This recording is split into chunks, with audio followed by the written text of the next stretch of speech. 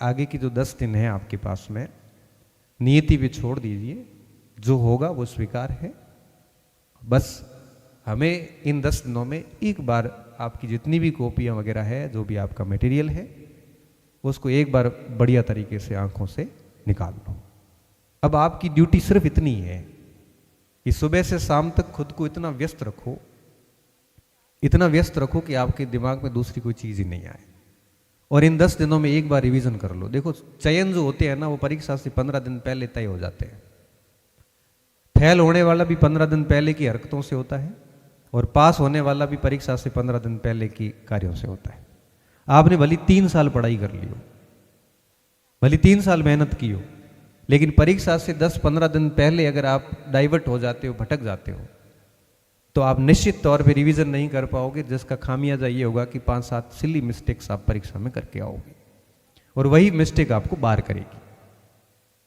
इसलिए अंतिम 10 दिन मैं कोई प्लानिंग नहीं बताऊं, ना अभी कोई मटेरियल की बात है। जो होना था वो हो चुका है, बाकी सब नसीब में तय है। कौन कौन शिक्षक बनेगा, कौन कौन आगे जाएगा, क्योंकि मुझे तो अच्छे से पता है कि मेरे कई स्टूडेंट टीचर्स शिक्षक में नहीं हुए, बाद में प्रोफेसर बन गए, लेक्चर बन गए।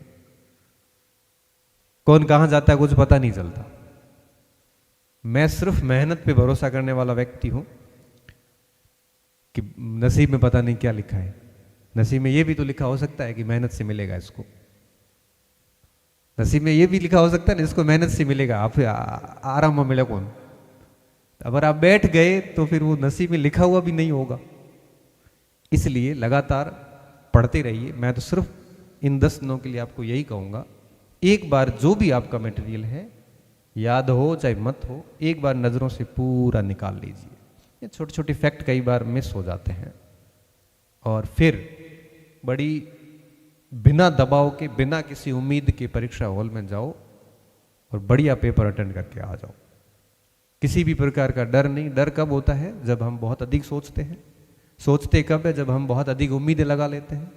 उम्मीदें क्यों लगा लेते हैं? क्योंकि हमने सबको कह रखा है कि मारो ये बार फाइनल है। फिर वो प्रेशर आ जाता है। पहले से सेट करके रखो कि भाई अपना तो पतो है कौन सी सीटो है कौन, अपना ध्यान कौन की हो हटाओ। लेकिन आप अपनी मेहनत में ऐसे नहीं है कि अहंग करें दूर रह गया मैं मेरा भाव ये नहीं है। मेरा भाव ये है कि मेहनत तो करनी है, लेकिन इस उम्मीद के साथ कि अपना होना कुछ नहीं है इस समय। बस हम अपना बेस्ट ही दे सकते हैं, बाकी ज़्यादा आपके सोचने से कुछ होगा नहीं इस समय। दुनियादारी से दूर रहना थोड़ा 10 दिन लास्ट का टाइम बड़ा संवेदनशील होता है। किसी की भी बात पे आप भरोसा कर लोगे। इस समय थोड़ा फ़ोन वगैरह भी बंद ही रखना, क्योंकि कोई भी मूड खराब कर देगा बिना फालतू का। घर से भी दोस्त लोग भी कर सकते हैं। लाइब्रेरी वगैरह में भी फालतू डिस्कशन होते हैं। लास्ट 10 दिन मुझे लगता है घर पे ही रहना चाहिए। अगर लाइब्रेरी में आप बहुत कटे हुए हो दुनिया से, किसी से कोई संपर्क नहीं है, तो अलग इश्यू है। अगर आप लाइब्रेरी की जमात का बड़ा अच्छे से हिस्सा बने हुए हो, केंद्रीय भूमिका में हो, तो मैं आपकी असफलता की गारंटी ले लेता हूँ।